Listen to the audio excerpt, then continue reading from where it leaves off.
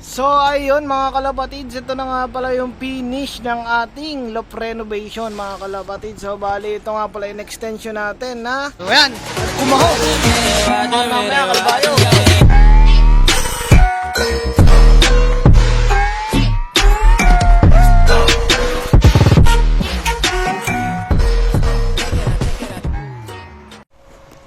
So yun, what's up mga kalapatids? So for today's video is magre-renovate nga pala tayo ng ating loft.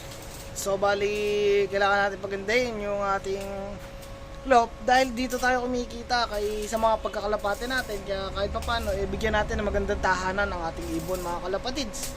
So bali hindi naman ganoon kalaki yung pagbabago sa ating loft, at ang pagbabago dito ay binago na rin natin yung trapdoor, in-extension na natin yung kulungan natin para kahit pa paano malaki-laki yung ginagalawan ng mga ibon mga kalapatids. Papakita ko sa inyo yung magiging extension ng ating ibon, at lalagyan na rin natin ng aviary mga kalapatids para makaiwas tayo sa matinding overfly mga kalapatids. So bali doon natin sasanayan ng mga ibon natin na hanggang sa hanggang sa mapamiliarize sila sa lugar dito sa amin mga kalapatids, dahil nga medyo mahirap yung loft natin at medyo tago-tago dito sa area. So yun mga kalapatids, pakita ko sa inyo yung ginagawa ngayon ng aking tropa. Bali yun nga pala gumagawa ulit sa akin yung dati nating pinabinrag dun sa dati kong video na nag-renovation tayo ng loft. Tara, samahan nyo mga kalapatids, let's go! So yan mga kalapatids, so nakikita nyo ay ang extension ng loft natin ay sa unahan mga kalapatids. So pinalawak natin yung unahan, in-adjust natin dito sa una para kahit pa paano maging maganda yung nila, malawak, at saka makapagpaaraw sila ng ayos dito mga kalapatids. So bali sa taas ay babaguhin na yung trapdoor kasi nahihirapan yung mga ibon pumasok, naiilang dun sa sikip ng trapdoor, kaya magbabago na tayo ng trapdoor. At aviary naman sa pinakataas.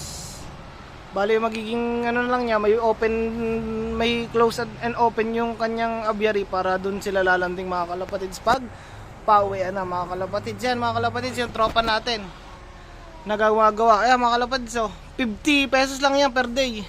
Ang sahod dyan, pwede nyo unin. Malupit gumawa yan mga kalapatids, 50 per day ang bayad. So yun to mga kalapatids, ang gagamitin natin trapdoor na babaguhin natin doon sa trapdoor natin, dahil open niya yung trapdoor natin nakaraan. Pag may makulit na inakay ay talaga namang boy labas. Magising mo na lang ng umaga ay nasa labas ng mga ibon mo mga kalapatid. So yan, nagagamitin natin trapdoor doon sa loft natin. Yan mga kalapatid, mayroon ng steel matting. Yan magiging landing board natin nasa taas. Lumawak-lawak na ang landing board mga kalapatids. Kaya maganda-ganda na ang ating abangan yan mga kalapatids.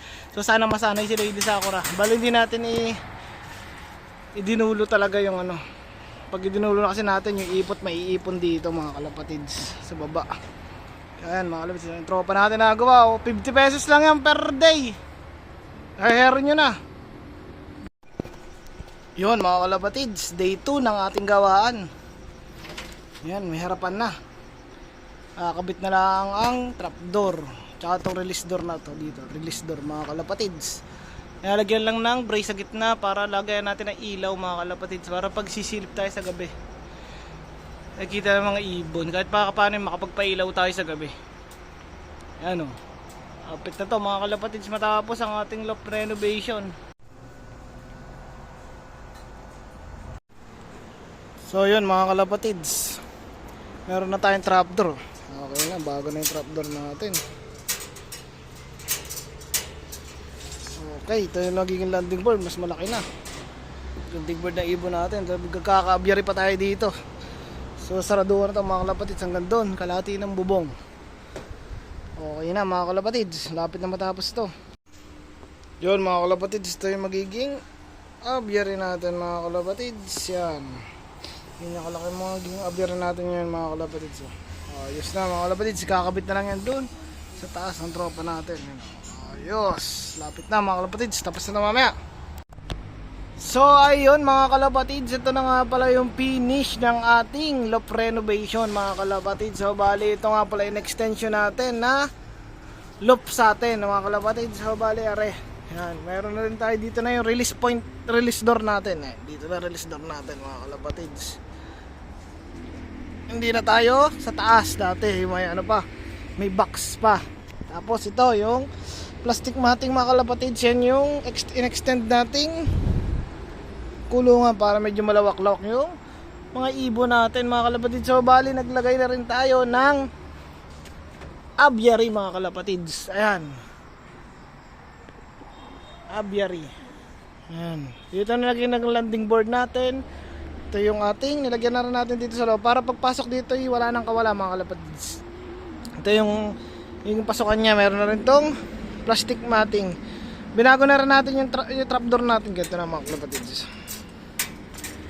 Para pagbagsak dito sa bubong ay pagpasok dito tas nakarekta agad dito wala nang kawala mga kalapatids, pwede na nating stickin dahil kahit hindi natin sana iibon natin. So bali yan mga kalapatids.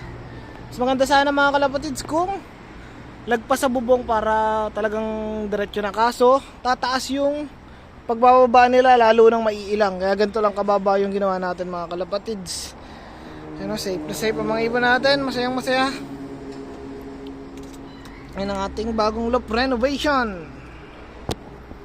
Kaya binibigyan natin ng sukle ang mga binibigay na blessings sa atin ng ibon mga kalapatids. Kaya binigyan natin ng magandang tahanan ng ibon natin. Ano mga kalapatids, landing board natin. Ay, yung ating aviary para sa mga YB, para makaiwas din tayo sa overfly mga kalapatids. Yan ang bago natin loft renovation mga kalapatids. Nagdagdag lang ng kaunti. Yan, ganyan kalaki yung nadagdag sa atin para kahit pa paano nakakapagpainit sila dyan mga kalapatids.